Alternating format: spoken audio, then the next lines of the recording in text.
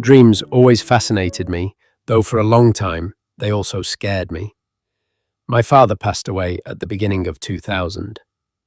It has been many years now, but for most of my life, he was a constant source of fear, not just for me, but for my entire family. He was an abusive man. My brother and I grew up watching our mother get abused, physically and verbally, over and over again. That kind of childhood doesn't just stay in the past, it follows you. Even after I moved out of the house, even after I built a life of my own, I kept having nightmares about the home we lived in. The same house, the same rooms. I'd wake up with my heart pounding, my body already in fight or flight before I even knew where I was. The dreams didn't change much. The fear stayed the same. After my father passed, I had a dream that felt different from all the others. I can still see it clearly, even now. He was sitting under a giant waterfall. The water was crashing down on him with incredible force. I remember thinking, that must hurt. But he just sat there, calm, still. And for the first time in my life, in a dream about him, I wasn't afraid. There was no fear in my body, no panic, nothing tightening in my chest. I didn't try to interpret it. I didn't look for meaning. I just noticed something important had shifted. After that dream, even when he appeared again in my dreams, the fear was gone. I don't know exactly what that dream represented. I only know that something resolved itself without my effort. Dreams always fascinated me, and years later, I came across a podcast where someone spoke about dreams in a way that felt different. Not mystical, not predictive, not dramatic. Just human, grounded, compassionate. I wanted to share some of what I learned, because maybe you've carried dreams like this too. Not answers, just ways of understanding. One of the most common dreams people have is being chased. If you've ever had it, you know the feeling. Running, hiding, turning corners. The strange thing is, people who dream this rarely dream it, just once. It repeats, sometimes for years. The meaning isn't about the person chasing you, it's about what you're avoiding. Something in life that asks to be faced. Something that carries growth or change. Fear grows the more we run from it. But when we finally turn around, even once, fear often shrinks. In some dreams, the moment you stop running, the pursuer becomes smaller, weaker, almost absurd. The dream doesn't punish avoidance. It simply waits. Closely related is the moment when, in a dream, you finally face what's chasing you. That moment matters, not because you win, but because you stop running. Growth often begins right there.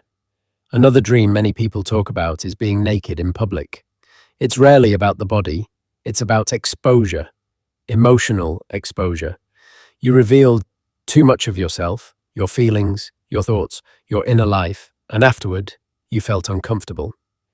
The key detail in this dream is how others react. If people look shocked or disturbed, it suggests boundaries may have been crossed. If no one seems to care, then maybe the discomfort belongs only to you. Sometimes we open ourselves up because we want connection, and then we regret how vulnerable we felt afterward.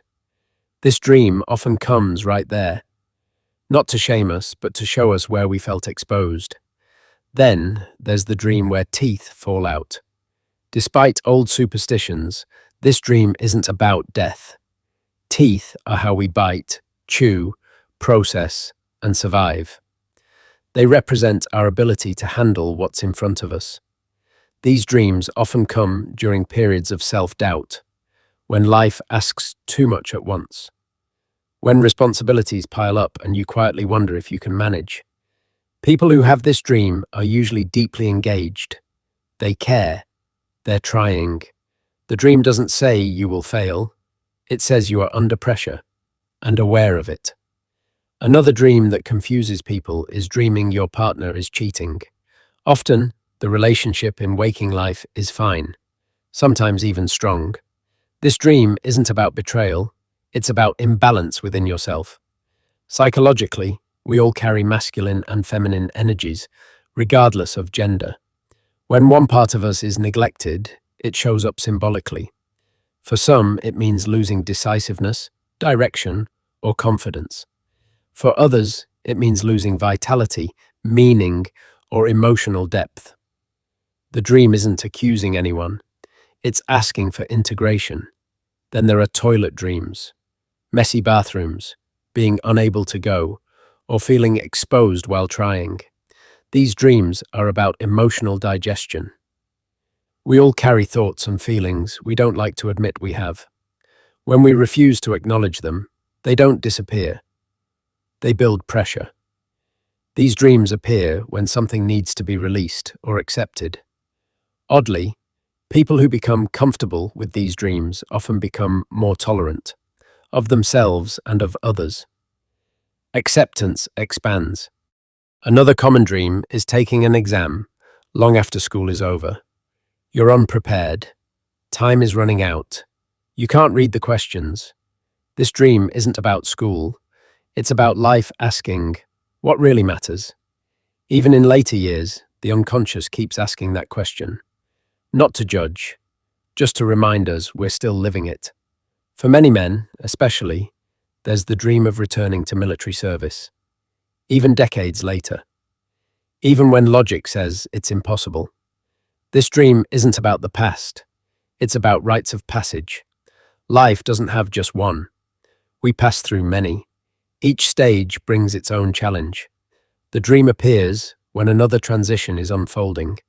Some people dream of flying, others dream of falling. These dreams are connected.